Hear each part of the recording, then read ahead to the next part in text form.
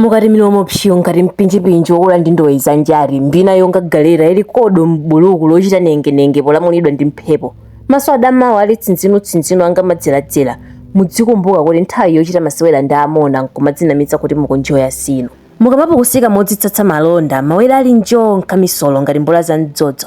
mutakulana nkhosi ndi amuna ayeni pagombera mchenga kumangoche musamayiwala anamwali otamidwa nkukongola kupelepeseka mchipatala usiku ndi usana edziko akonola mu mtondo wake mukamagulitsa matupi kwa azibambo aliwiro ngati kanyinya wa milamba kwa oledzera nkhuli pa chilomo mudziuzana kuti walira mvula yachisangalalo chopeza mwachidule asazonde matupi omuyendesa khathapsa mchithaphwi cha yezi mphera kuleza munyalanyaza zoona ponyengeka ndi maonekedwe okuna mizani kuti singagwire inu onona ndiso akhungulo osalala ngati batala odola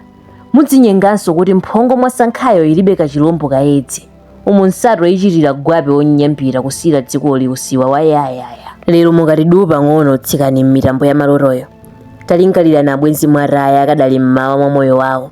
mukati mbuyo muchewu lingalirani nkhope mukuzisowa za abwenzi ndi abale anu omwe mudakonda kuselekula nawo palamya sungani mayina anansi anu omwe ali panzere wakayakaya kwakulatu nkomera abale anga nako kwachepa nkwatsumba moyo usinsapato yothana ogula ina simvula yokata niyambira ndi dzira loti likateterere kulasweka